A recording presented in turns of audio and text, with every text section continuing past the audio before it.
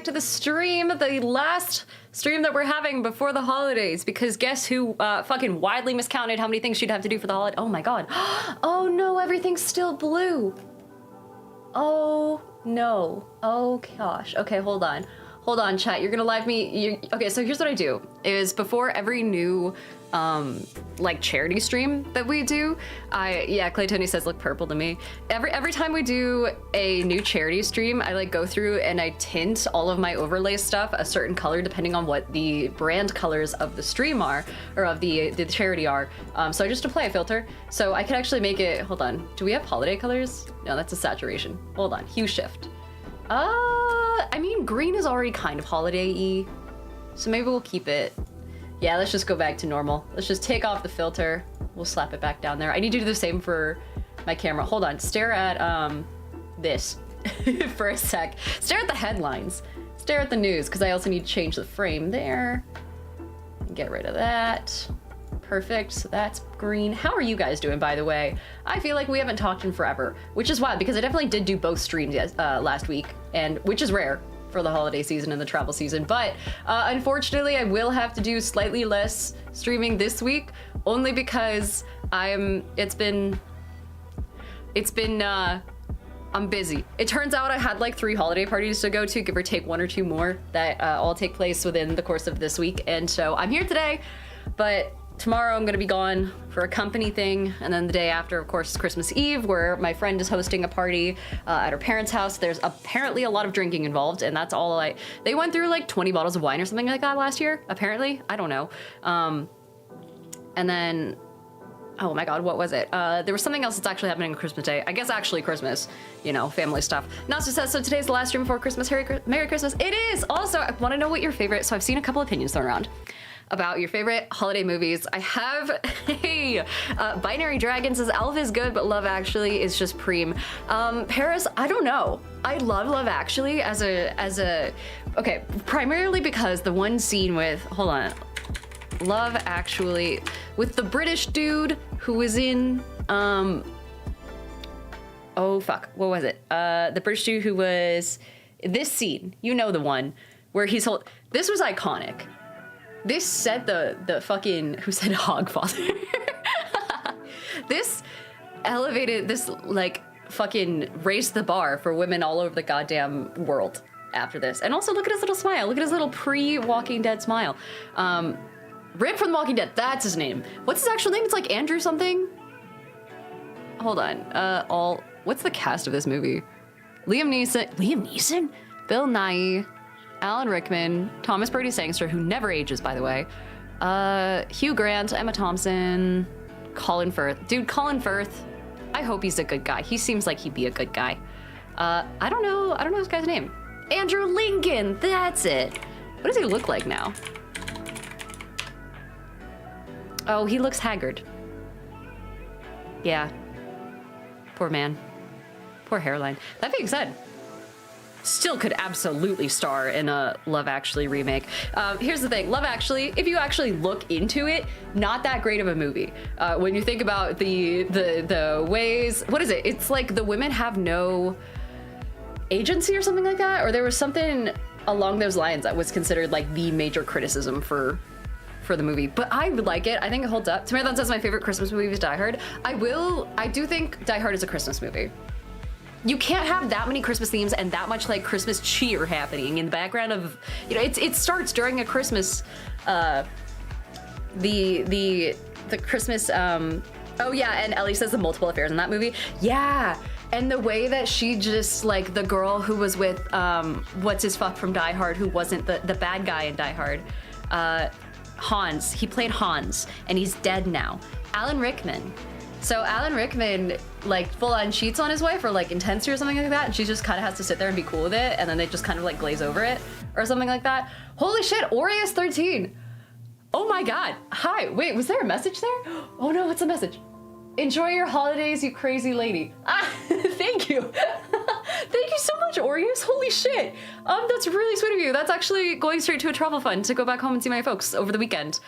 So I appreciate that. Thank you so much. That's really sweet of you. Guys, 3 cheers for Oreos. Also, hi to Fair Game, who has subscribed with Prime and followed for the first time. Hello, hello. Oh yeah, DBC said Narnia also has Jesus in a fursuit. Yeah, it wasn't, I almost said Mazatlan. What's the fuck's the tiger's name? The cat's name? Aslan? Arson. Arrivederci, the lion. He's literally Aslan. Aslan? Or is it Aslan? But she's, oh, wait, Paris says she divorces Al's character in canon? Okay, that's good. I forget, man, that movie has so many, and I get that it's supposed to be like a bunch of tangled up shit that weaves together in the end, but there was like feminist criticisms of it. I don't remember the exact nature of it, but I remember it being like, yeah, they're kind of right. But that doesn't mean the movie's any less enjoyable, at least on my end.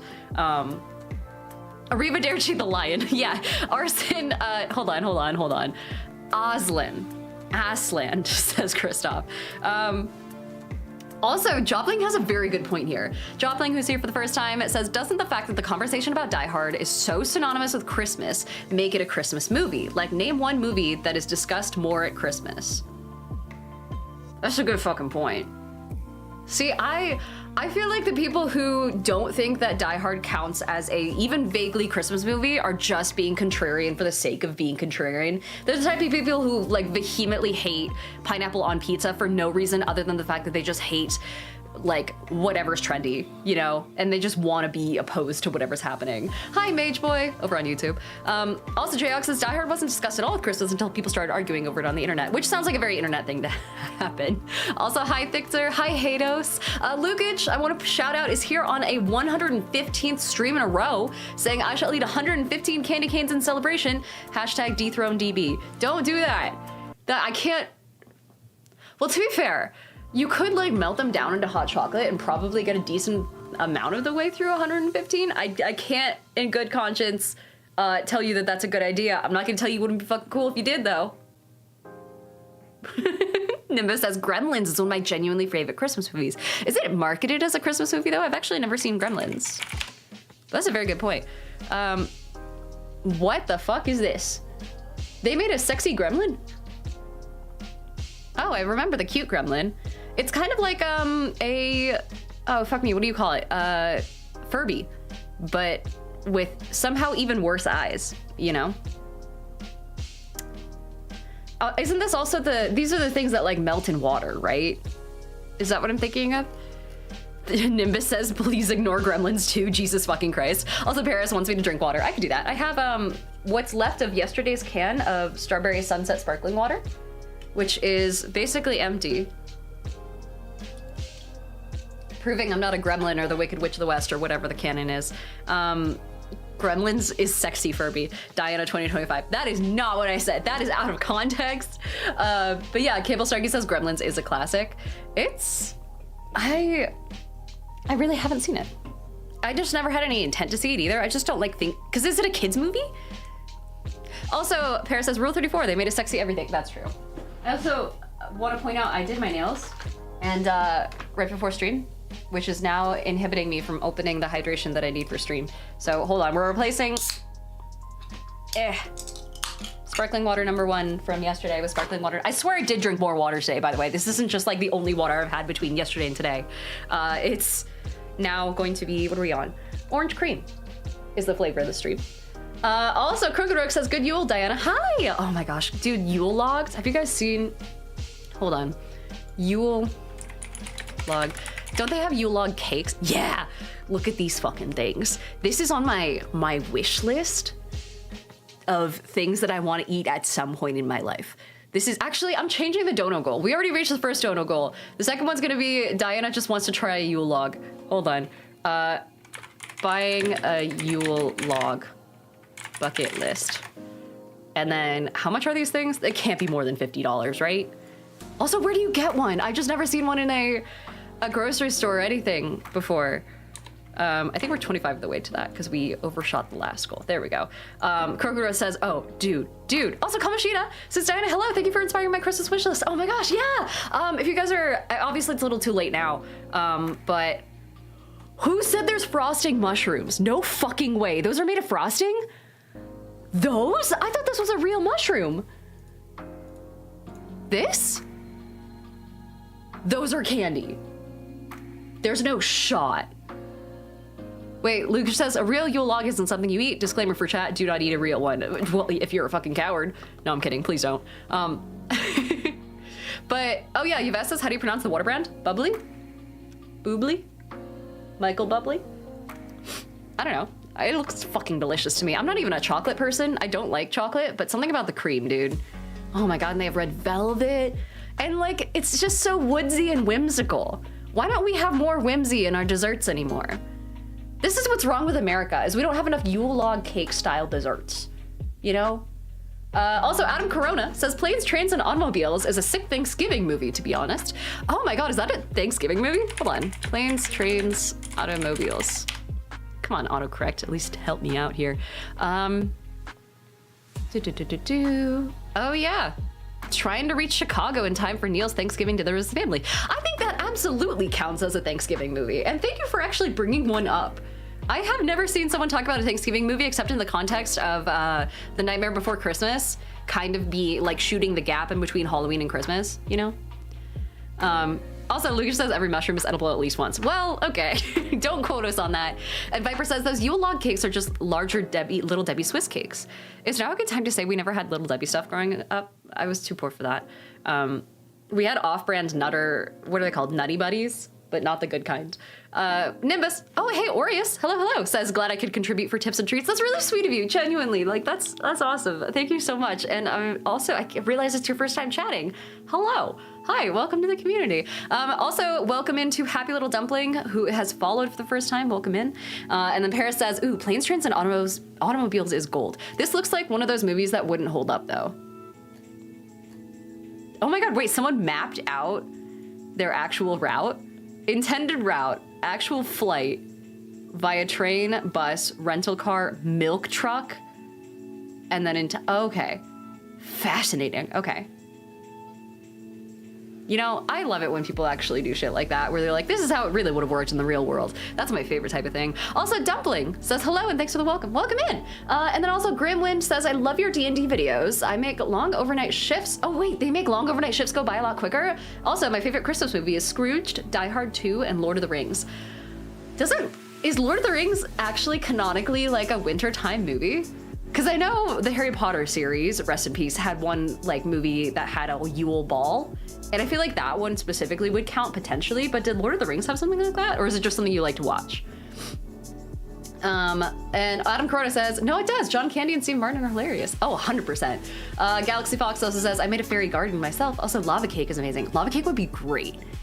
God, I'm fucking hungry. Dethan, welcome back. Thank you so much for the sub. Good to see you, our lovely mod. And then Happy Little Dumpling says, I think they leave Rivendell on Christmas Day. The fact that they use the Gregorian calendar pisses me off. And I will never, I know they don't actually, I know that they were just translating it for the movie, but the fact that fucking Gandalf wakes up Frodo and is like, Frodo, it's October 24th. That's ridiculous to me. It broke all of my immersion. I couldn't suspend my disbelief enough for a guy who had done that much world building, you know? Jayhawk also says, Lord of the Rings takes place over a couple of years. The first one does? Alone? Damn. All right. Also, we got a hydrate from Bubble Bath. Here we are. And Aurea says, glad to be here. You're the first streamer I ever donated to. Holy shit, I'm honored. Oh my God. Well, thank you. I promise I will put it to good use. It's holiday stuff, so I appreciate you. Also, Devan has made a poll asking, is Die Hard a Christmas movie? So far, the yes votes are really in the lead, so go ahead and drop your answers in. Let's see. Oh, Lord of the Rings came out in Christmas time, 2001, 2003, and it's the best Christmas movie ever, according to Galaxy Fox. That tracks. That makes a little bit more sense. Devan also says, Dinah, you can look at the path that they traveled overlaid over a map of the US? Really? Wait, hold on. We'll get the Yule log out of here. Lord of the Rings, what do we say, like Fellowship travel map? America travel map. Images. Okay, so this is a Facebook post. I'm sorry in advance. It's also really fuzzy because it's a Facebook post. Okay, so oh yeah, a map of the US and Middle Earth superimposed over each other. And then this is their walking path. So, man, they had to be in the fucking Mordor version of fucking Florida. Rest in peace. Okay, so they functionally went like, walked from the middle of Florida, or I guess the very top corner of Florida, all the way up to, what is that, Montana? And then east over to Ohio. Potentially. Oh, it's the other way around. They walked from, okay, got it. Kansas to Florida, and then also from Kansas to Ohio. Noted, got it. Crooked Rook says one does not simply walk into Jacksonville. Also, Nimbus Comics is my top trait, is I think I could do that. That's very fair. Also, Dumpling says my partner and I marathon the Lord of the Rings movies every New Year's Eve so we can start the new year with the ring being destroyed. Oh my God. Wait, what are your guys' favorite? Because that's actually one of my favorite things that the internet does is when they're like, hey, if you watch this movie or if you start this music video at exactly this second, down to the decisecond, then at exactly midnight, like, I don't know, Beyonce will say, let's get it, girls, or something like that, you know? Or what is it? The Thanos snap was like the really big one back when Infinity War came out and all that. Miriak is also saying hi. Miriak, I get that you're heading off. Say hi to your family for me. Also, Dethan says, I like watching Alan Rickman fall off the tower. Oh, rest in peace, Alan Rickman. Gone way too fucking soon. That dude had he's such a cool career. Oh my God. Also, DBC said it's time for the States quiz again. Oh no. Oh goodness. So, oh yeah, Mage says of course Mordor would be Florida. And Silly Syrup says Kansas, dude. I'm just not good at anything, but mostly like states and things like that. Anyway, what are your guys? Because I remember Deedon says I like watching Alan Rickman fall off the tower. I wonder if there's if there's like a list of them somewhere. Let me see. I also realized I never went live on TikTok. Hold on. Or did I go live on TikTok? I did. Not on Instagram. What's your fave? Here we go. It's so hard to type with these nails. Fave holiday movie.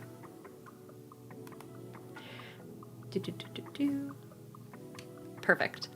Deethan says she's good at John Wick and killing plants. That's my only two hobbies, actually. Let's see.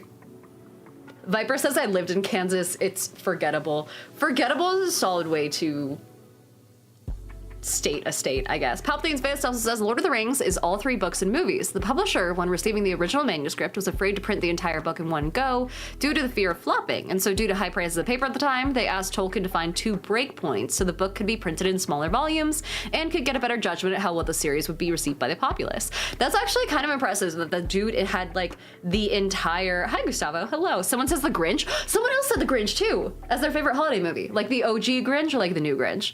Because I do really like the new Grinch, I will say. Especially once you get the fact that the Who party that they go to is a swingers party. Man. Oh, also, let's see, Deethan says Kansas is no longer a flyover state, but it's also a touchdown state. The Chiefs are moving here. Listen, I love you guys so much. This is the wrong chat to talk about anything related to football. I'm so sorry. Someone said Jingle All the Way. Oh my God, Gustavo says, do you have the MC World file for Divide? I do not. Ask Hawk for it. I definitely don't. I'm like, that was so many computers ago. So I'm afraid I don't have the file. I think Hawk Falcon does though. And if not, then Flaming Paw would. No one else in chat is gonna know what we're talking about, but I remember that from ages ago. Very old, someone very, from way back in the past just popped into chat and asked about something very specific. Yvette says original Grinch. Okay, so are we talking like hold on, Grinch movies? Like obviously not the Dr. Seuss ones, but I'm talking about like How the Grinch Stole Christmas. Not like the animated version, like the short version, right? You mean this one? With Jim Carrey? Yeah. So not the animated one, but the Jim Carrey one is top tier. Also, Levi says, I know people debate on this, but Die Hard is a Christmas movie. I think that we've still got a couple minutes left in the poll on Twitch, but so far most people are voting in that direction. There are some naysayers who say that it's not a Christmas movie though. I don't know about that. Alejandro says Nightmare Before Christmas. Pretty solid one. Oh my God, Home Alone. Home Alone is a very good choice. Holy shit, wait. I mean, specifically the one Home Alone movie and none of the others, especially not, because didn't they turn it into like some fucked up spy movie type plot by the 4th one? Also, Dethan says Violent Night is an amazing movie. Violent Night. I'm gonna turn to just chatting before I Google this. That was the one with, what's his fuck? The dude, yeah, David Harbour, who was at the Game Awards, by the way. Apparently he's a really big tabletop gaming nerd, who's playing Santa Claus, who like goes out on a fucking like killing spree, is it? What's the actual plot of that one? But it looks really cool. I remember really wanting to see it back when I first saw little bits and pieces of it. I'm only gonna show it for a second because I don't want to like get in trouble. But people are saying Home Alone 2 is good too. Home Alone 2 is okay. I liked Home Alone 1 better, but the traps in Home Alone 2 were better, if that makes sense. The plot in 1, top tier. The traps in 2, the guy could have, he's definitely like, he needs to go to an institution of some variety, whether it's like the fucking CIA or a mental hospital, but Kevin McAllister had some insane, violent thoughts going on. Let's see, Mage Rush says Die Hard is a Christmas movie and hot dogs are a sandwich. Hot dogs are, they don't count as a sandwich unless you slice the bun in half, I will say that. Yuli says, I love your videos. Thank you. And Arrowhead says, for those that missed it, the girl that plays Cindy Lou Who in the Jim Carrey Grinch is now the front woman of the Pretty Reckless, and they released a rock version of Where Are You Christmas this year, and it's sick. Holy shit. Cyberjack also says, the first time I watched Blade Runner was in between Christmas and New Year's, so it's a holiday movie for me now, just because I'm a cyberpunk slut. Top tier, welcome to the team. Dropling also says, The Muppet Christmas Carol is a top tier Christmas movie. Klaus and Arthur Christmas is really good too. I actually haven't seen any Muppet movies, or Muppet anything, as far as I'm aware, except for the old like Sesame Street type stuff, I'm pretty sure. Let's see. Oh yeah, Coogan says hot dogs are a taco. That's correct. That's what it is. If it's like not sliced in half, then it counts as a taco. There's a whole, like a whole chart. It's called the Cube Rule of Food, and I live by it.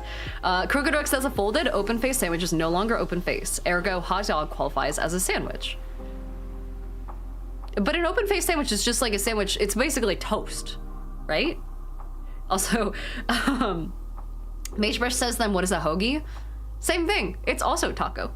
Everything is taco if you think about it. Also, people are saying Polar Express is also fun. I feel like I'm gonna rewatch the Polar Express one of these nights. It's been many, many years since I've seen it.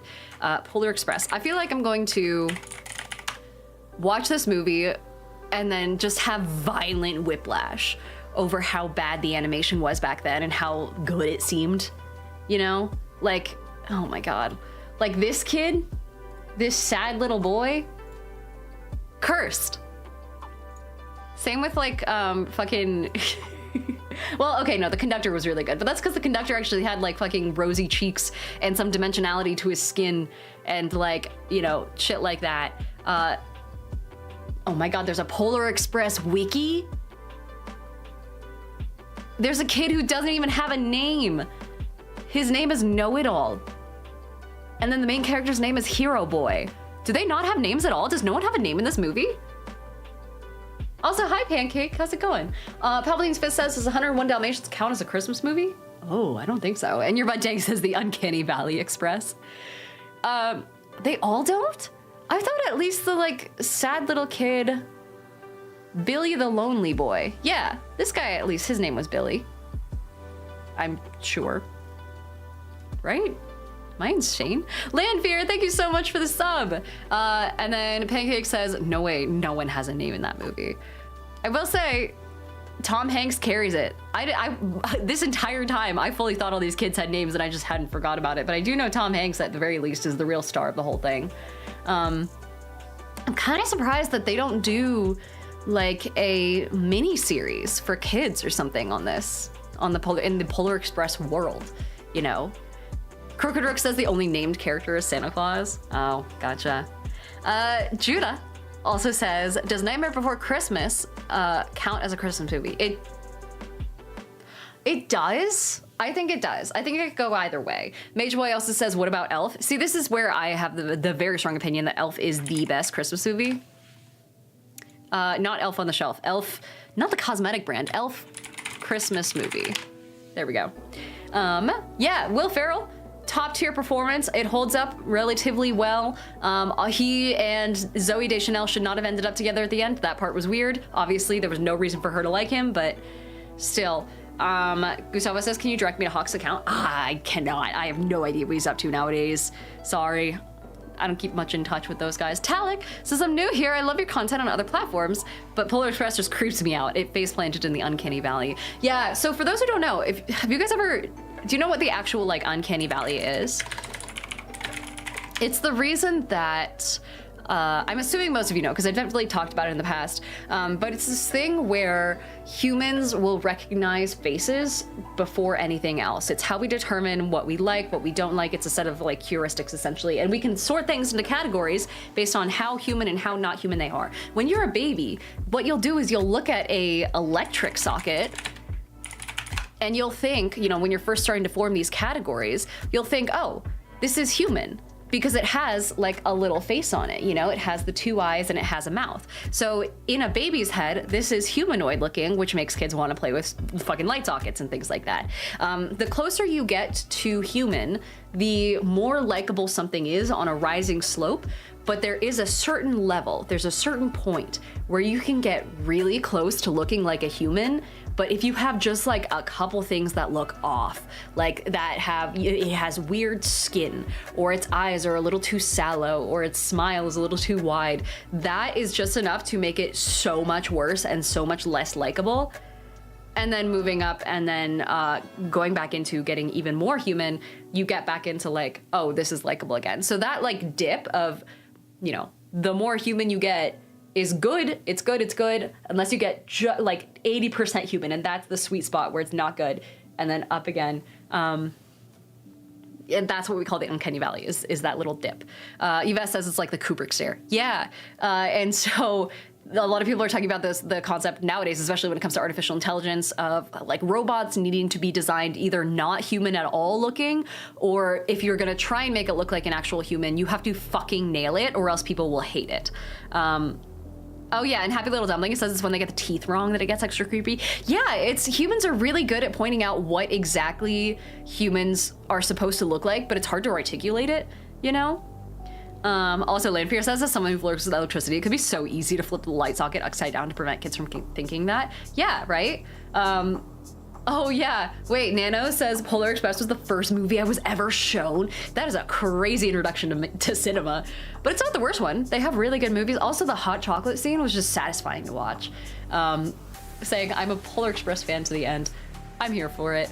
Let's see, Spacing Giant says Home Alone is definitely their favorite. Cash Gal also gifted a sub to Yves so they didn't have to sit through ads. We also have Telepathic ED and George the Goat who have followed over on Twitch. It's good to see you guys. Hello, hello.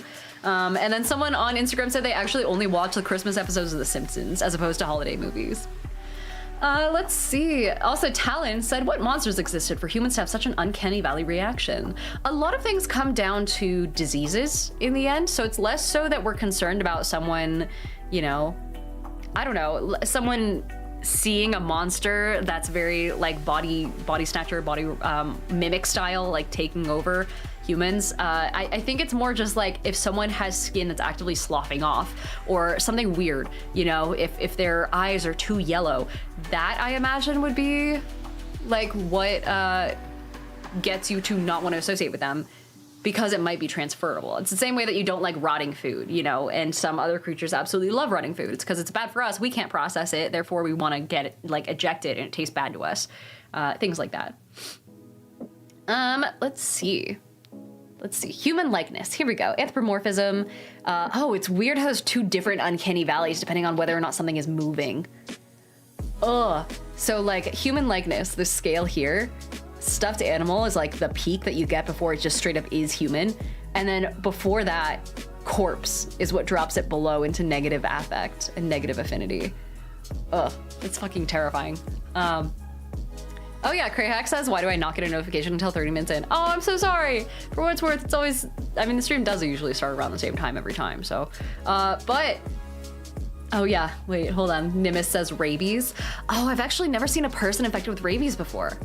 I know in World War Z they called it like the African rabies because they thought the virus was like a 28 days later rage style virus at first, before they realized it was actually like raising the dead, and so they called it rabies due to like that aspect of it. Oh, Yves says look up the Kubrick stare. It's a way to make any person look horrifying. Kubrick stare. It's from oh yeah, Clockwork Orange. I remember this. The Kubrick stare, the actor looks out from under the brow line and tilts their head towards the camera. It's deemed one of cinema's most recognizable shots by Robbie Collin, and it's named after Stanley Kubrick, who often used it, but it's been used by other directors since. It was used to describe Alex's facial expressions in A Clockwork Orange. It also breaks the fourth wall and evokes fear. Some actors are more suited to perform the Kubrick stare because of their facial structures. Interesting. The Joker has been associated with the Kubrick stare due to Heath Ledger using it in The Dark Knight. Also, Smile revolves around a woman who's haunted by a many-faced entity that constantly smiles at her while giving her a Kubrick stare. That's kind of interesting. I never saw Smile, but I didn't realize that it was like that much of an aspect of how the monster is supposed to act. Let's see. Cashcal said, oh my god, A Clockwork Orange was an amazing movie. It's based on a book, and I kind of want to read the book first, but I remember it being just kind of like slightly weird and not wanting to watch it until I understood the book first. So, I don't know. I'm also in the middle of reading a bunch of things. I rediscovered my local library. Please clap. Oh yeah, someone said Jack Nicholson is all about the Kubrick stare. Exactly. One thing I'm reading right now is I read 28 Days Later. I also read The Long Walk, which is I'm not gonna say it's a way better book. I think the ending in the movie is better, but like it's a more impactful book. There's a lot more emotions and a lot more connections between characters in the book. Actually, the main character is heavily insinuated to be bisexual in the book, which I think they just completely blow that over in the movie in the movie part. I don't know. I didn't watch the movie though. I just saw a synopsis of it. Anyway, Libby, highly recommend. You can also read books on your phone. You don't need a Kindle to do it, which is fantastic. So I've been reading that. I've also been reading American Psycho. And let me tell you, one thing you shouldn't do before flying to LA for an awards show is read American Psycho. Because my God, I had to like get myself out of the mindset of hating LA culture right before stepping into that theater. That was a bad idea. That was a choice. That was a bad idea. Fantastic book though. Oh my God. Also, George the Goat says, I really want to read House of Leaves. I think you'd like it a lot. It's actually not available through my local library for some reason. I might have to go out and buy it somewhere. Dethan says American Psycho is so dry. It is, but it's like intended to be that way. Also, Vlog Scripter says, let's see Diana's business card. I haven't gone to that scene in the book yet, but let me see, is this the, yeah, this is the good one. Half of my business cards have my actual like doxing info on it. Half of them are like business cards. Depends on like what level of the industry people are at. But this is my card. It's like got a velvety finish. It's embossed and it has like gold and a proper QR code and things like that. I do need to update it, but you can see underneath my fingerprints and stuff, very faintly, you can see like leaf decals. And in the corners, come on, focus. Camera, please. There we go. Very faintly, you can see like little leaf decals in the corners and in the center, a little Monstera leaf underneath everything. It's like soft, rounded corners are top tier. The QR code actually works. There's like a little embossed star in the middle of the QR code as well. I like it. So, I don't know. But every time I show off my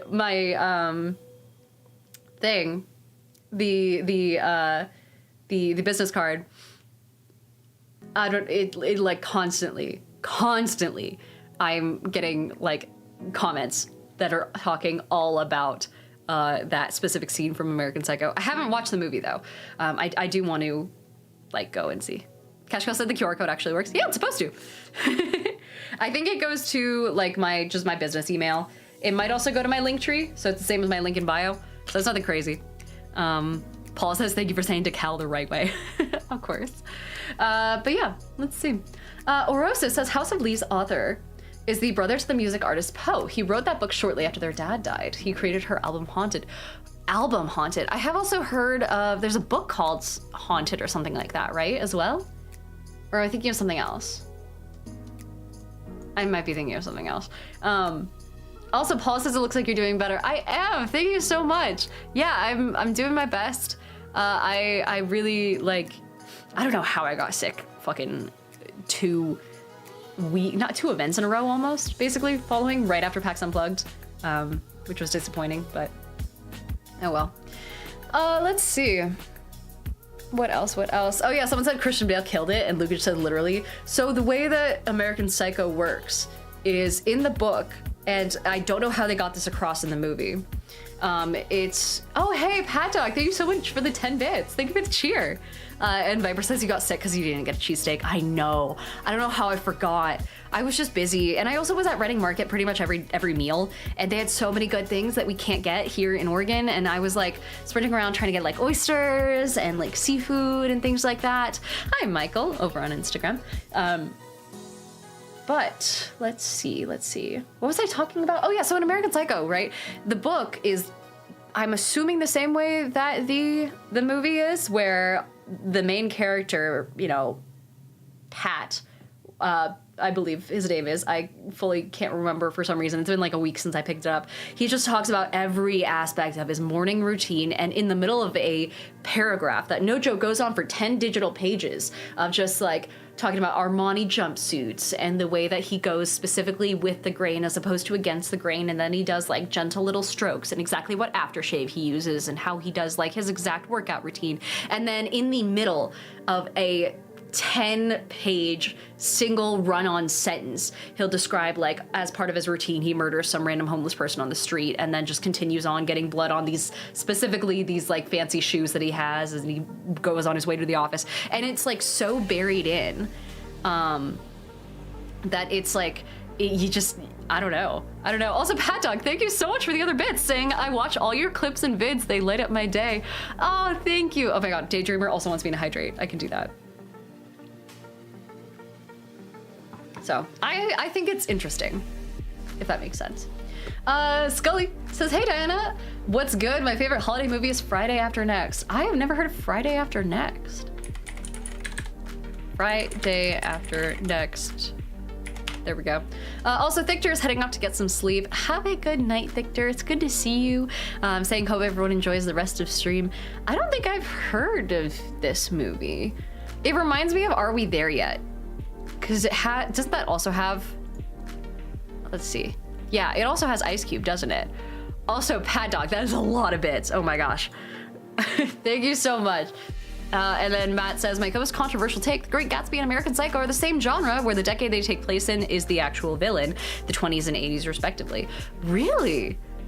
Interesting. So like you're saying the state of 1980s New York was the problem? Also, Snake King Clone says Iron Man 3 is a Christmas movie. Is it? Iron Man 3. Was that the one where he has like an entire army full of robots? Spoiler for a movie that came out forever ago, by the way. Is this also the one where What's-Her-Fuck probably should have stopped seeing him forever ago? Hold on, I realize I'm not sharing my screen. Also, Kants wants me to roll a D100, saying, predict the odds of if tonight is gonna be a good night. I mean, it's almost over. Surely, if it's not a good enough night by now, it's got plenty of time to look up. Oh my gosh, also, Michael says Jack Nicholson's son is in Smile 2 because they wanted a young Jack to do the stare, so they got his son. Oh, it also comes from Hitchcock at the end, and the end of Psycho. I actually haven't seen Psycho. Oh man, I feel like I need to. Especially given like how iconic it was, and the fact that it was based off like a real murderer and whatnot.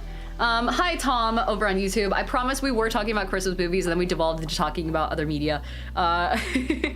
Hello. Okay, so someone asked me to roll an Iridescent D100, saying how is tonight gonna go? The Iridescent D100 is quite literally just that. It's a D100 that has like that oil slick type stuff going on, that coloration. So I'll just give it a quick roll. I will say it tends to roll more in the middle. So, also hi Tom. And then Ran Matsukasa. Hi, hello, good to see you. And Lynn Fierce says American Psycho is one of my favorite all-time movies. It's an amazing movie. I really want to watch it after this. I've only seen GIFs and like clips and like reaction memes from it. So, I don't know. Okay, so here we go. Cats, here's your D100 roll. It's so hard to read. An even 50. 50-50 shot, I guess. It's not gonna be easy for me to show you guys because it's also really hard to read here. But the 50 is right there. So there you go. There's that for you. But yeah, Tom says leans to the middle. What does? Oh, the yeah, right. The rolls. I think I've gotten a D1, a full 100 roll on D100 once, and chat like exploded. So Viper says it's the die hollow. It is. So it's like this hollow metal cage basically, and I have a gold one as well. Do you guys want some ASMR? I have the nails for it now. Zeus says Terrifier 3 is my favorite Christmas movie. Didn't the original Terrifier get like absolutely abysmal reviews though? And then they made like 3 more of them. Also, Cants, thank you so much for the 5 gifted subs to the community. That's wonderful. Thank you. And I do hope your day gets better. I hope it leans on the higher side of the 50. Also, Scully says watch Bates Motel before or after you watch Psycho. It's actually goated. Oh, I'm down. Because I was watching the Netflix special about, God, what's his name? Is it Ed something? No. The most recent Monster series, where it goes over like a serial killer and it does a dramatic recreation of, you know, him and his life and all that, and how he murdered his brother and then wore his mother's face or something like that. Ed Gein? Yeah, that's it. And that was what Psycho was based off of. And it talked a little bit about how Hitchcock turned his life afterwards into Psycho, but then people didn't like it and were vomiting and passing out during the movie or something like that. I don't know. Culture was crazy back then. Also, Lena says, oi, oi, and congrats on not incinerating yourself with the nail file. I know, right? Yeah, Kirby, exact same guy. Yeah, I feel like, God, back then, it was like because didn't people also absolutely like get fucking terrified about, and granted, they weren't exposed to much stuff back then, so it's like giving a 1700s Victorian child a McDonald's Sprite. You know, anything could take them out. They're just not used to it. During the first like motion picture, there was an image of a train coming right at the screen, and people actually screamed and ran away because they thought it would come through the screen and run them over. So it's just exposure. Ashen also says, I'm so happy I've managed to make one of your streams. I've been following on TikTok for forever, but I always miss you on Twitch. Oh man, well, welcome in. Dude, I don't know what it is. Viewership always goes up right around this time of the year, specifically for, I'm guessing, the time zone change or something like that. That must be it. Yeah, Hauntmaster says Ed Gein, or Gein, I forget how it's pronounced, is a true serial killer from Wisconsin. Of course it would be Wisconsin. It's always a W state or an M state. Except for Ted Bundy. But anyway, Ashton, welcome in. Thank you so much for being here. Also, thank you to Anonymous for the $25 tip so I could get a Yule log. That's amazing. Holy shit. Do I even, I need to find out where to get one. We were talking about this earlier for those who just joined. We were talking about different like holiday traditions and things like that. And I forget how we got on the topic, but we talked about like Yule log cakes and how these things look so delightfully fucking whimsical. And yet I've never had one, I've never seen one, I don't know what they taste like or look like, I don't know what the cream in the middle is like, so I just randomly was like, you know what, fuck it, if we raise $50, I'll get to try one, which is really nice. And Tom says, did you shout out the person who gifted 5 subs? I did, Kantz did, who asked for the D100 roll. So thank you again, Kantz. Let's see. Oh yeah, Alejandro says a horror game unboxing. Let's go. It's kind of horror. It's more like a war game, but I have Malediction here, which is a, yeah, let me actually just show you. It's a tabletop game, Malediction, that I got at PAX Unplugged, and they were actually really nice. They had a whole bunch of stuff set aside specifically for content creators, and I just walked up ready to spend like hundreds on this game, but it turns out I didn't need to. They were really nice about it, and they were like, yeah, we have copies for you. They just came out with minis as well, and the minis are really what caught my eye. I'm gonna be doing a whole bunch of stuff about it on YouTube and whatnot, kind of like talking about how it works, but it comes with, yeah, things like this, right? The minis that are a lot more on the bloody gory side than I think most people anticipate. Let's see, can I open an image in new tab? There we go. So things like this little bird beak here. I love that sort of stuff. I don't know if they come painted. That's a very good thing to figure out, actually. Hold on. House Duggan says, I can't wait to try Malediction, except my friend, expect my friend hand to actually spend the money on it. Yeah, it is very expensive, but I have, here are, I think these are the 4 core boxes. I don't know much about this game, but I also haven't opened it yet just because I haven't had time. There's Primal Blood. I think these are the factions. Yeah, Legion of the Fallen. Also, you guys can kind of see yourself. See the Twitch overlay there? Legion of the Fallen. Conclave of the Spheres, which is, look, this one. Purplish. And then we have a, like, yellowish, tannish, whitish one called the Order of the Shattered Throne, which I'm guessing are, like, the goody two-shoes paladins. Let's see. I'm pretty sure they don't come painted. Okay, perfect. I'm pretty sure if I remember correctly that Primal Blood is like the more, let's see. Inside the massive jungles of Paxos, clans unconquered by weakness gather to strike at the heart of civilization, eager to revel in a dance of fire and chaos. They're the children of Oxna who shattered Ostrogoth's chains of oppression and saved, not slaved, his people. From the creation of from the certain doom of the fall, echoes of the land and ancestral words of wisdom shape their culture. Freedom is their one true god. Ties of bloodshed are stronger than those of blood. So the whole story is kind of like on the back here. I'm more interested in seeing how the game actually works, because from what I understand, this is basically it. You just get 2 to 4 people together, and as long as they have their own factions, then you should be good to go. I don't think it gets much bigger than 4 people though. Also, Josh says a most merry Yuletide. Thank you, to you too. Yeah, there are 4, says Paul the Map Guy. 4 I states? Oh my god, wait, hold on. Paul the Map Guy says there are 4 W's and 8 M's, so 12 out of 50 is 24%. What are we talking about? Oh my god, the states! Like the actual literal United States. Euro Dank says, isn't a W or M state roughly a 1 in 4 chance? I mean, yeah, if there are 12 out of 50 W and M states, 24%, 4 I states, which are Iowa, Idaho, Illinois, and Indiana. I will say, only like 2 or 3 O states. That kind of sucks. It's a little lonely out here. I can't believe we have to share with fucking Ohio. Oh my gosh, also Nimbus says Sparrow makes a Yule log. Does it say I have to order it ahead of time?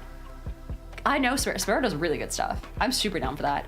Mage Boy says, is it a miniature game or a dungeon crawling PG? It is a miniature game, and it's not dice-based, it's card-based. Wow, why am I having such trouble opening this?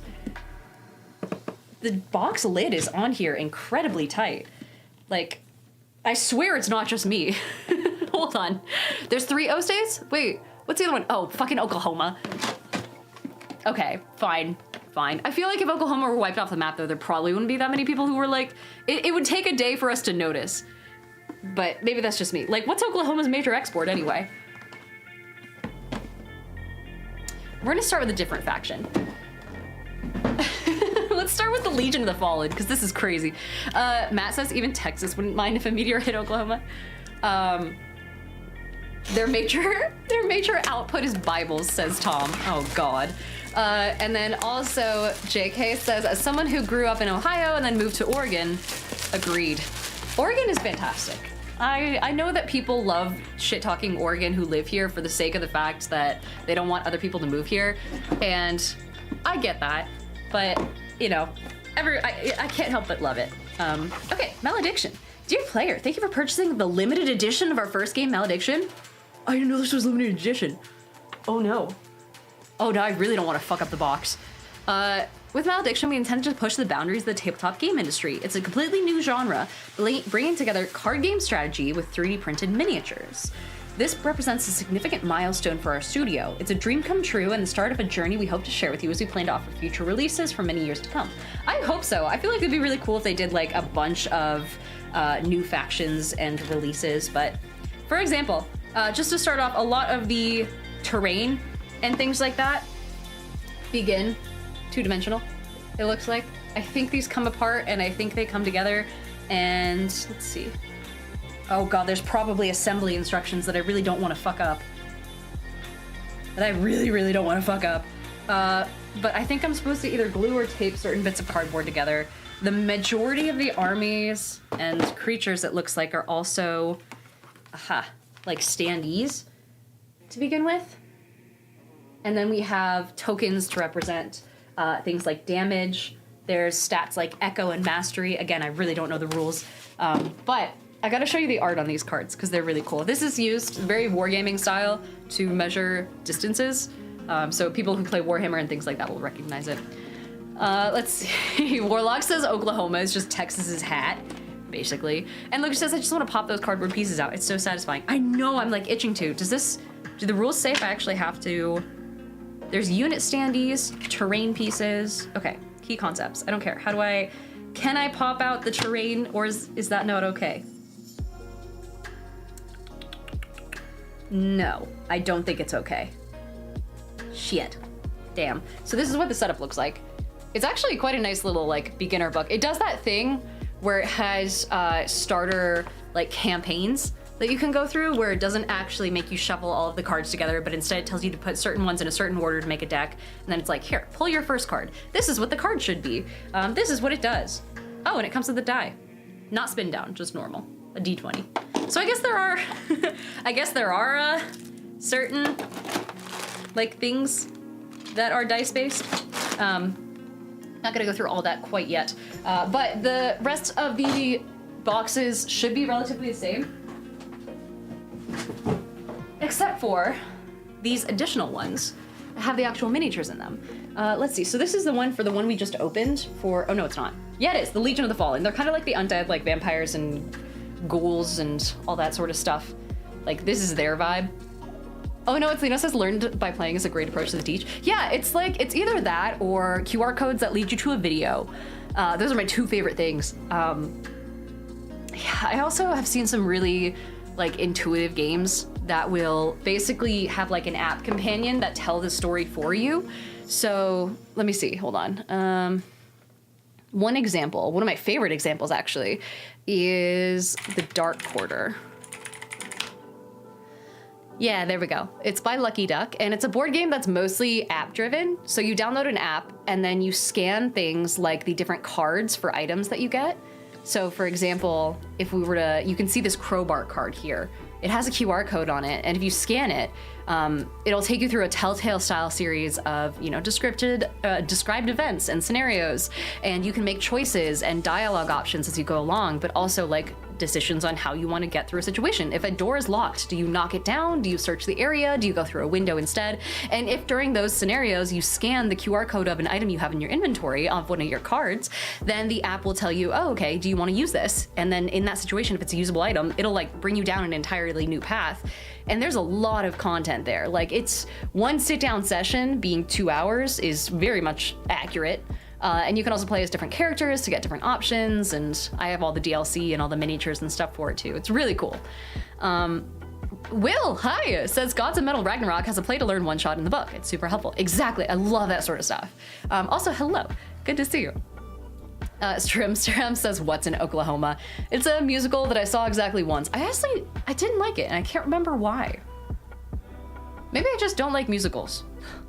But yeah. I highly recommend things like The Dark Quarter. I think it's really innovative. I'm honestly, did it win an ENnie yet? I guess it's not technically like a TTRPG, it's just a board game.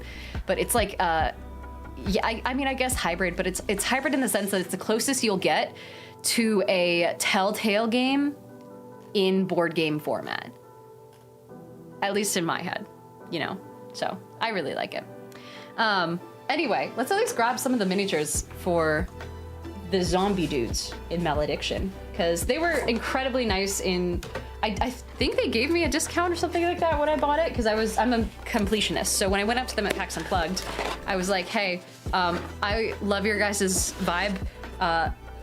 Can I have everything? And they were like, we can actually give you some things for free, but you will have to buy the rest. And I'm like, that's even better than I thought.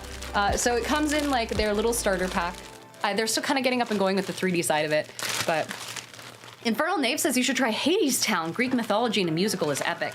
I've heard, I don't know if the pun was intended, I've heard Epic has been going like absolutely like fucking crazy lately with the Tumblr side of the internet and like the people who, I mean, the music is amazing, but also I've seen it be really big in the D&D space where people are using the music to describe their characters. They're like D&D OCs and things like that and use it to relate to that sort of stuff, which I've always thought was really cool, but let's see, Will says Oklahoma is Rodgers and Hammerstein, if I remember correctly. It's a very old-fashioned musical, and I really can't blame you for not liking it. I think I just hate the Midwest, actually. Any competitive rival O state, can't do it. So, here's what we got. This is just, I'm so sorry, Instagram, it's gonna be a little loud for you. These are some of the miniatures that we got. This guy Here you go. Who's doing the, not the Gen Z heart, but like the Gen Alpha's kind of been doing a new like heart thing recently where they show a heart like this. So, potentially. Yokov says, are you on OnlyFans or WikiBeat? No, I have a day job, unfortunately. God, if it were that easy. It's also one of those things where I could, but if I ever do, it means I've given up on every other aspect of my career, because unfortunately, I just don't not have the time. DBC said there's a reason why it's the Midwest. Exactly! It's at the Midwest. And also Nimbus says it probably hates you too, you never know. I'm okay with that. I've never once set foot in a middle state, I don't think. Yeah, no, yeah, and I use the term middle state derogatorily. Lucas says I step away for 10 seconds, so she's hating on my awful and very hateable state.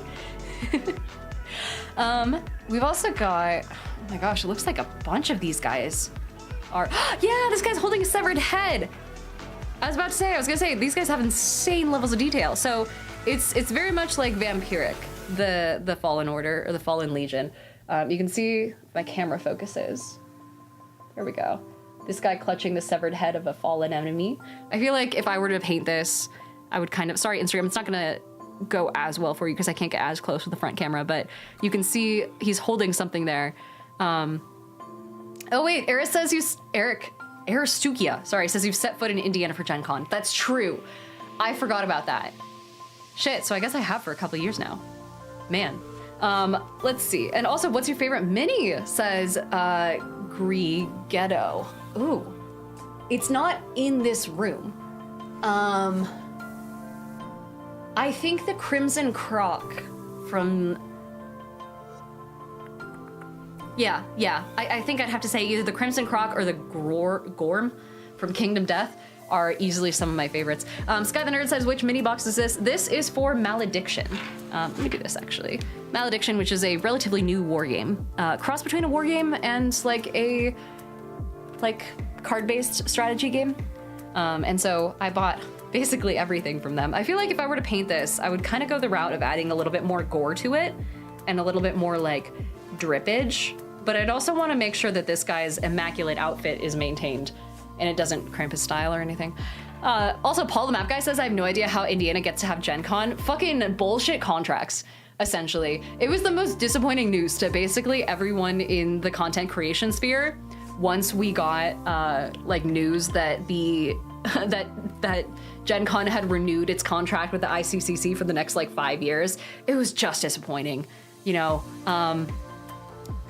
But it originally was in Lake Geneva, and then it moved over and then kind of split into what is now GaryCon and then also Gen Con. They're kind of like the two biggest. Origins Game Fairs also really high up there. So there's a couple different ones. Let's see. People are saying Michigan. What's the best state and why? And someone says Michigan because of nature. I've actually never heard a bad thing about Michigan, I will say.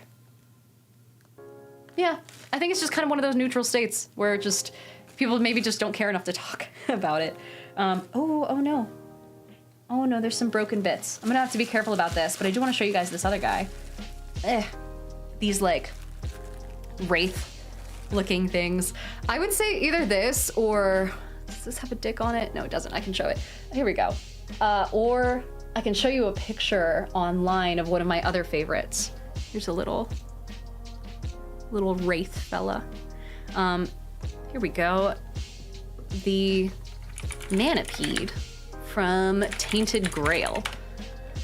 Don't ask me how I've got all these in my head. The Manapede specifically is really fucking cool. It's like a elongated humanoid torso with a bunch of hands and feet, and it just like worms its way around. And let me see, am I gonna be able to find safe for work photos of it painted? Kind of. I don't think I can safely show that off actually, so I'm not going to. But if you look on Reddit, there's like a subreddit that is for Tainted Grail, and the miniatures for it are fantastic. You can see some of them here. These are the pre-painted ones. But Tainted Grail has some really, really cool monster designs that get more into the body horror of things, especially because it's so Eldritch-y, the way that it just warps you, you know? Let's see. JK Says, I live in Oregon now, but the Ohio in me still has beef with Michigan. What happened between Ohio and Michigan? Wavering Eye says, Michigan is full of people who don't like it. They just hate everywhere else more. Got it. And Paul says, actually, yeah, everyone in the Midwest loves Michigan except for people who live in Michigan. What the fuck is happening? Are the Michigonians okay? I don't know. Oh, wait. Fosmo says the worst thing about Michigan is its proximity to Ohio. Good God. Yeah, so I think overall people have very strong opinions about states. Let me tell you though, there are certain states that exist that I'm pretty sure no one cares about and I've never seen casually talked about in conversation. One of which is Delaware. You never hear anything about Delaware. Nasser says, oh, hey, Crime Heel says it's a sports thing. Gotcha. Okay. I don't know. And DBC said Ohio has beef with everyone so they can feel included in conversations. And they did do a war once because it's a state rivalry. Got it. Yeah, Steel Sentry says a lot of things happen between us and Ohio. Man. Nodzer says, what's the board game you've been able to get your friends and family into? I think... I think if we go ease of transition, there's like a spectrum here, right? So there's families who play Uno. Then you go up to the game of life. Then you go up to more competitive games like Monopoly. And then you go into games that went viral and that people saw on Facebook and were more open to learning about because it's not a campaign style game. Things like Hues and Hues or Cards Against Humanity, unfortunately. Then you get into games that can be interpreted as drinking games and therefore have made the cut into family game night, which also is Cards Against Humanity, actually, weirdly enough. I feel like when you get out of board games and more into, well, I know, no, there's also Wingspan and things like that. So I'd say Wingspan. From there, you can get your family into more resource management games. Catan would be one step below that. Maybe Flamecraft would be one step above that, but not that much. I feel like there's like a balance there of how hard is it to learn? How long does it take to play? And, you know, is it gonna be incredibly complex as far as resource management, economies to learn? If there's any lore at all involved, I've given up on trying to teach people it. I think the highest amount of like complexity and campaign style gameplay and lore involvement that I can get while still being able to get people to actually sit down and play it would probably be Betrayal at the House on the Hill. 5th edition. I think anything beyond that, I could not get people to play. There's no chance of me getting people to play Darkest Quarter. No one's gonna go near me as soon as I pull out Gloomhaven, you know? So, I don't know. Hato says, do you have beef with Cards Against Humanity? Dude, everyone my age has beef with Cards Against Humanity. It's just the most unfunny shit nowadays. It's like, it's because so many people got so into it when they were in like high school, and it was considered really funny when they were in high school because it was an amalgam of the apples to apples, you know, childhood template essentially that has been turned into an adult game. So we all played it in high school, but we also all played the OG so much that we have every single card memorized, and it's just not as funny anymore, especially because, I don't know, nowadays, just going on the internet, I will laugh a lot more internally by scrolling through TikTok and seeing the shit that people post on there than I will through Cards Against Humanity. I feel like there was not enough love given to some of their expansions, though. I feel like some of their expansions were really clever, but I don't know. I don't think that was... It had its chance in the spotlight, but if someone in the year of our Lord 2025 pulls out Cards Against Humanity at the function, I'm probably just gonna sit off to the side. I did buy, like, all of the expansions when I was a kid, though. I will say, I like have all of them still. Let's see. JF says, it's because you all missed the point of the game. It's not about what's on the cards, it's about what people will say when arguing that the card is a better choice. That's true. It also does reveal how some of your friends are actually kind of just shitty people. I've never had that happen to me personally, but I can imagine it's probably pretty... Some friend groups would be susceptible to some cracks because of that. Paul says you have to get the expansion packs to Cards Against Humanity after playing it repeatedly. There is also an online version of Cards Against Humanity, I'm pretty sure, and they have it on Tabletop Simulator and things like that, which, by the way, I learned the other day how to play Magic the Gathering on Tabletop Simulator. It turns out it's so fucking easy. It takes like 2 steps. I just load my deck into Archidekt from Manabox using a text importer, and then it's just there. It's so good.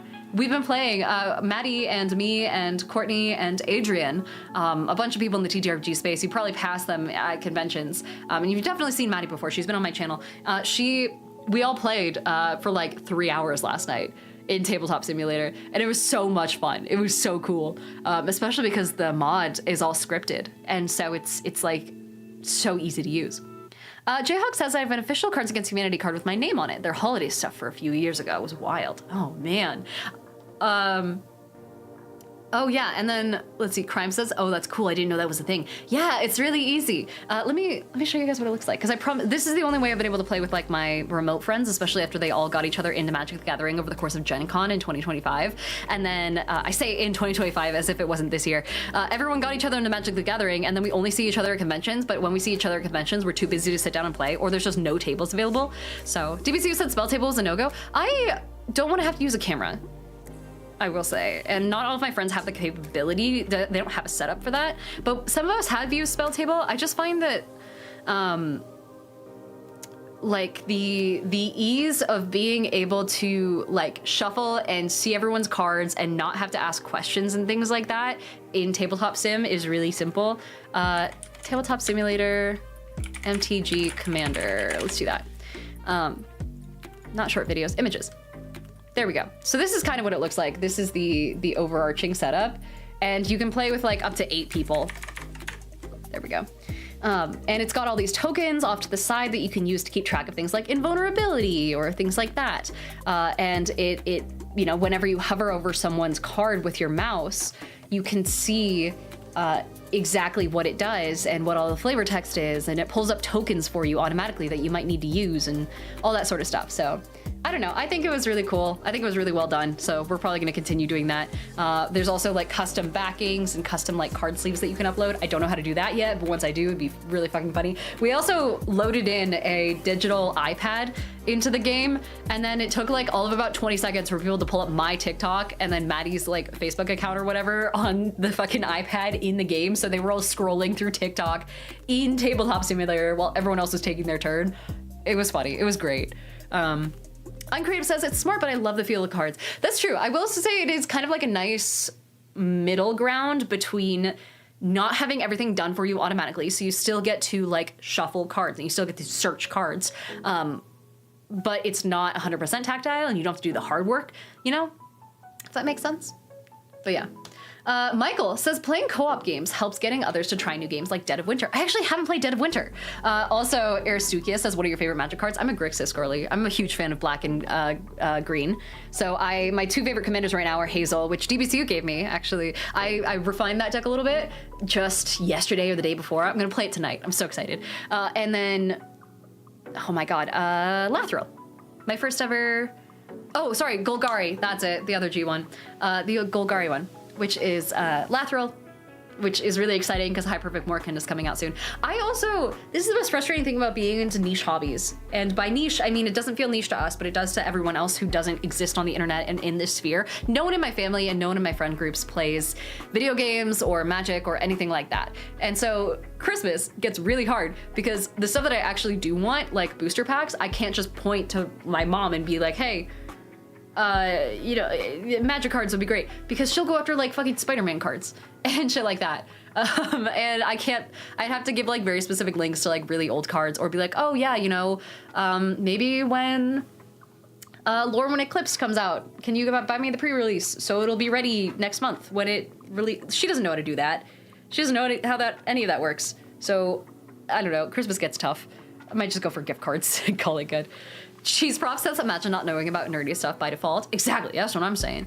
Someone on Instagram also says my wife loves her Yigra deck. Yeah, oh, that looks, I love that deck so much. I also just like the way that the like diagram style like alt arts look. I think those are gorgeous. The one for Eluge and things like that. Also, Cannon says, I love your nails. Oh my gosh, thank you. I just did them. They're very new. TBC said you gotta lure him in with the Bumbleflower deck. Yeah, Maddie's fucking Bumbleflower fucking shit is, I hate it so much. Michael says, oh, Dead of Winter is so fun. It's a co-op surviving a zombie apocalypse, but it's pretty hard to win. You really have to work together. Oh, Dead of Winter. Because I feel like I've seen it before. It's kind of one of those games where you can't find it in a, oh no, not the film. Dead of Winter game. Yeah, there we go. A Crossroads game. Came out in 2014? Oh man. Yeah, I feel like this is kind of like one of those games that you'd see in a regular board game store. I also really want to play the Elder Scrolls board game so fucking bad. Oh my god, it's probably really expensive, but I want it so bad. Most Average Gamer says, hey, how's your Monday going? We're doing good. We're vibing. It's a nice cold winter. It's finally cold out here, so that's been nice. Let's see, what does it look like? Standees, a map, actual fucking like zombie standees as well, and different game win conditions. Fascinating. I really don't know much about this. I need to look into it. I need to see someone else play it, essentially. It puts 2 to 5 players in a small weakened colony of survivors in a world in which most of humanity is either dead or diseased. Diseased flesh-craving monsters, specifically. Everyone leads a faction of survivors with dozens of different characters in the game. It's a meta-cooperative psychological survival game. It's psychological? No one told me that. I thought it was just purely resource management. Shit. Okay. Let's see. They must also complete a personal secret objective, which could relate to a psychological trick that's fairly harmless to most others in the colony, a dangerous obsession that could put people at risk, sabotage, or vengeance. Some people could win, some could lose, everyone could win, everyone could lose. And there's difficult, heavily thematic, wildly varying decisions that you can make. See, that's what I love, is games that make you make decisions. Anything along those lines, you know, the closest I can get to a Telltale game and a board game, the better. Tensor says Dead of Winter is nice, but you are incentivized to kick a player out. Really? And Nimbus says Sanity is the ultimate resource? Oh, fucking love Sanity as a resource, dude. I want it so bad in tabletop, like, RPGs, more than Call of Cthulhu does, because I get Call of Cthulhu is there, but, like, I want there to be a more clean integration where it's not just another statistic, but it's, like, a overarching statistic that controls how you do everything else, you know? Oh, House Duggan says, in case you didn't see it, there's some food being delivered to you? No way! Oh my god, thank you so much, Duggan. That's awesome. Sorry, my phone is being used for Instagram, so I haven't been able to check. But that's wonderful. Thank you so much. Aw, that's really sweet of you. Take-Two Tail also says, no, there's a lot of stuff you have to do that makes you choose between your own survival or the group as a whole. Interesting. And Jayhawk says, I played Dead of Winter at a convention. I bought the game, and I've never had anyone willing to play it. It sits next to The Last Night on Earth, which is a different co-op survival game, more action, and at least one person controls the zombies. I don't know how I feel about asymmetrical games like that. I know that Betrayal is one of them, but at least you can't choose who it is. So, I don't know. Haydos is also going Christmas shopping. Have a good night, Haydos. It was good to see ya. And saying, thank you for all the amazing content in 2025. I'm not dying. I'm still gonna stream next week. I just won't be here this week after this because of things going on.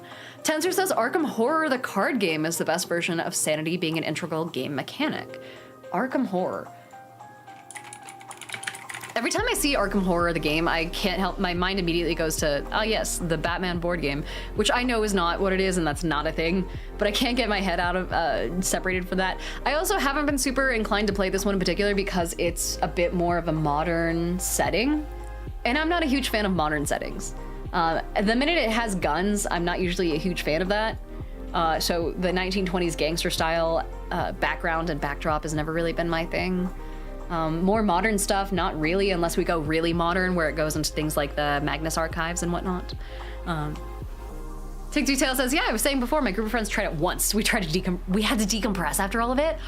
Oh, I love games like that. Oh, that's kind of cool. It's very similar to, oh my god, Kingdom Death. I played Kingdom Death once, and me and the other person I was playing with, we were non-stop talking about it.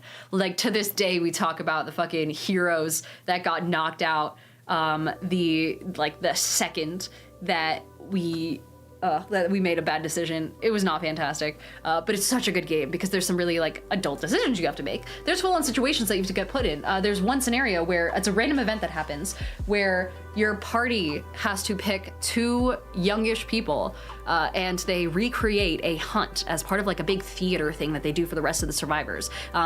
If you don't know, Kingdom Death is all about this group of survivors that are surviving against monsters that come out of this ultimately dark world. They have like a pile of lanterns that is their only light, and beyond that they just have to survive. They go out every once in a while and like come back in, and they like go out on hunts, come back with resources, and use those resources to develop their settlement. And the settlement, at a certain point, randomly drawn, has an event that you recreate a hunt with.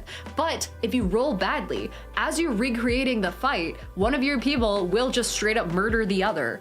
And then you just continue on and pick up where you, like the rest of the settlement just continues. You actually gain XP from doing it because you learned more about the like way that the hunters work and how the different monsters would work. So it's almost like a simulation, but you also lose the survivor, you know? It's kind of cool. Darnell says, do you like Mortal Kombat games? Not really. As far as fighting games, it's the one I would choose, and I have Mortal Kombat 10 lying around somewhere, but I don't play fighting games very much. And also Steel Sentry said you wouldn't be interested in the Fallout board game.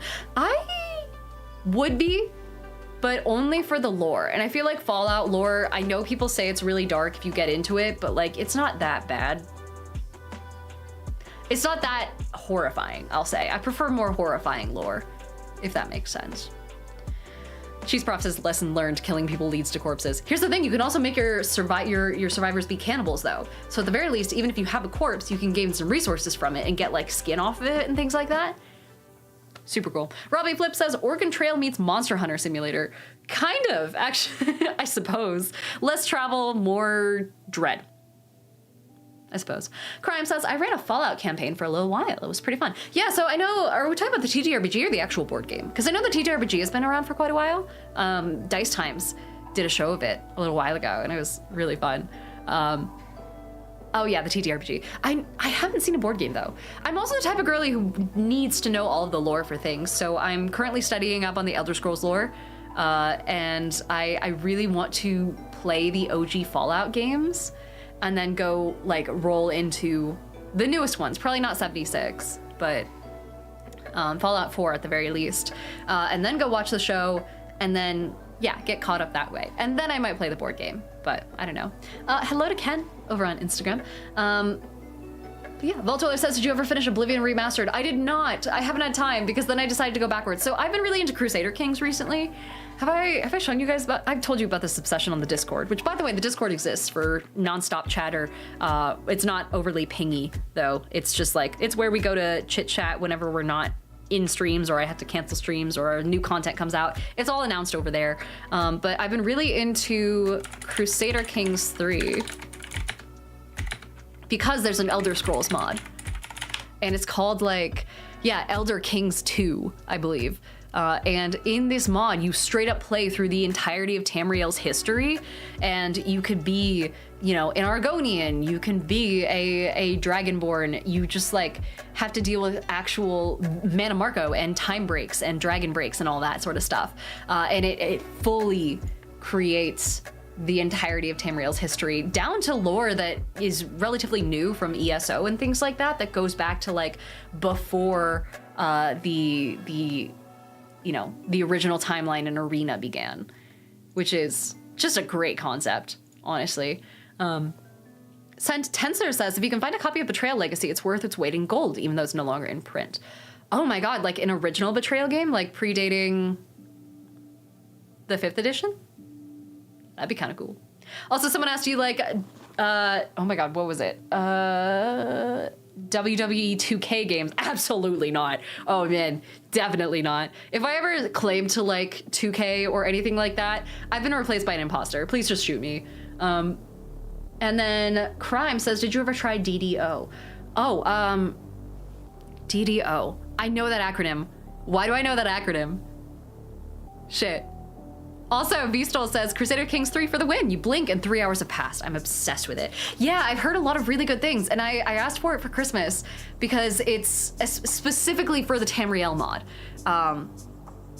Oh, Dungeons & Dragons Online. No, I haven't. I don't really have an interest in that.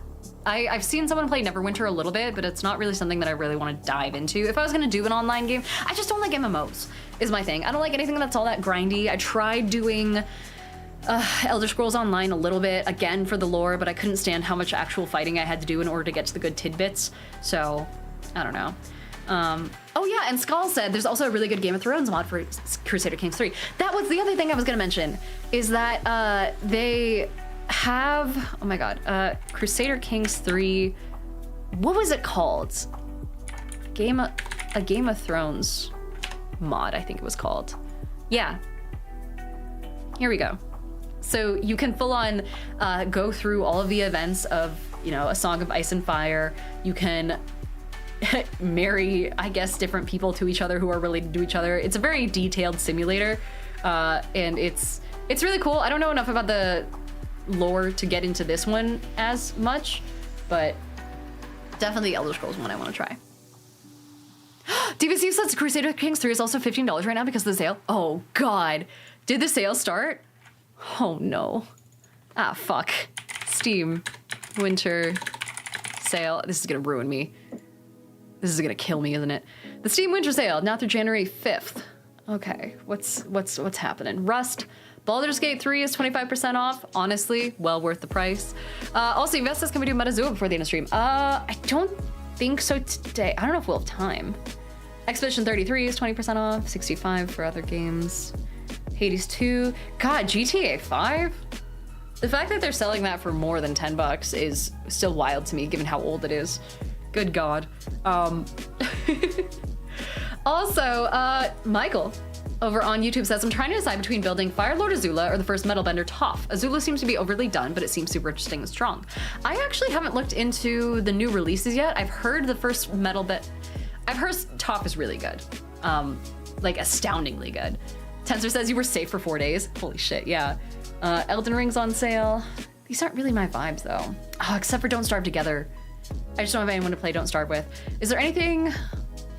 Oh no, I'm afraid to log in because I'm afraid that I'm gonna look at my wish list and then spend all my fucking rent money. Kingdom Come Deliverance 2 I kind of want to play because it is really cool. I love RPGs that are realistic like that. Mortal Kombat. Saints Row, insane. That game is so old. It's on sale for $1. Is there like an entire, let's see, RPG? Claire Obscure, Elden Ring, Hades. This is all the same ones. Divinity Original Sin 2. Highly recommend. It's 75% off, by the way. I will say this is what got me, this is what made me a Larian fan back in the day. Project Zomboid is also astoundingly good, but I'm pretty sure, I thought it was still in beta. Maybe I'm misremembering. But it's like a super realistic like zombie survival game. The graphics are absolute dog shit, but the game itself is really good. You can use a fork as a weapon and get really good at it. It's that kind of game, you know. Tainted Grail, really solid. I really liked it. Fall of Avalon is fantastic. Graphics wise, could be a little bit better. The combat doesn't scale as perfectly as you'd assume, but it's really like, it's so good for the story. Let's see. 76 is up there, but I've never been interested in that. I've heard really good things about Monster Hunter. I feel like I need to get into it at a certain point, just for the sake of the fact that like the cooking scenes look amazing. Yeah, I don't know. I've heard Lies of P is amazing. It's like a Pinocchio game, right? Holzberg says Project Zomboid's really fun. The latest build 42 update is insanely broken right now though. In a good way or in like a bad way? In like a, this is really hard, or is it like, this game is no longer playable sort of way? Also, Tensor says Tainted Grail is a board game first for me. Yeah, Tainted Grail is amazing. It's when I first got into really fucked up, like more adult campaign style board games. It was like Tainted Grail, Kingdom Death, and then nowadays like Gloomhaven, Frosthaven, which I realize is very backwards, but it's been so cool. It's a very good game. Also, Tainted Grail doesn't have that much content to it, so you don't have to like collect it piecemeal over the time and spend hundreds of dollars without realizing it. You just get like big bundles. Like there's maybe 3 of them total, and you have enough content for the rest of eternity, you know? Suresh says, is that seating pose comfortable? Yeah, this is how I've been sitting for a couple hours now. The bisexual sit, you know? And Holzberg says the game is glitchy, but it's always been glitchy. Oh man, yeah. Rough. But Project Zomboid's modding community has also been really amazing, so I'm hoping that they have some fixes on the way at a certain point. Fallout 4 Game of the Year Edition. Do I have Fallout? I thought I did. I have all the Fallouts, I'm pretty sure. We also have Dead Island 2, which we still never finished the first one because I was too scared. God, I need to play the old Diablo games again. I remember playing the very, very first one. There's Skyrim. God, this is giving me just so many things that I need time for, but I don't have time. Speaking of time, thank you guys so much for hanging out and for vibing. It's been an absolute pleasure. Once again, this is the last stream we have before Christmas. After that, I'll be back next week. So we won't be doing Tuesday stream because I have a party to go to for a work thing. We won't be doing Wednesday because I have a Christmas Eve party, and we don't be doing Thursday because it's Christmas. But next week on Monday, I should be back. And so we should be good to go. It's gonna be at 5 o'clock Pacific time here on the same Bat channel. as usual. I'm gonna say goodbye to you guys on Instagram. Thank you guys so much for hanging out. I hope to see you on the other platforms. YouTube, Twitch, even TikTok would basically be able to be seen. So hopefully I'll see you guys there. That's where you can see like my screen and things like that. So thanks for hanging out either way. For those who are on TikTok, I'm also gonna say goodbye now. I will see you here again tomorrow. And then for those who are on YouTube, I can't raid into anyone because that's not how that works. But for those on Twitch, let me send you over to a friend of mine. We had DBCU guide the raid earlier, telling us that Thomas Tusano, which is a wonderful human being, the premier woodworker for the tabletop community, actually, has been doing a stream trying to play Baldur's Gate 3's third act. So we're gonna raid into him. Everyone say hello, be nice. He's a wonderful human being. And so we're gonna go support his raid and also like wish him luck because Act 3 is fucking hell for your computer. I will say that. So he's, we're gonna go say hi. He's been up for about 2 hours. No spoilers though, because I don't know if it's his first time. He's also got some new emojis to debut, so be sure to spam him with his own shit. And then in the meantime, I will see you guys again next week. I love you all. Have a wonderful holiday, and let me know what you get for Christmas if it's cool. Bye-bye.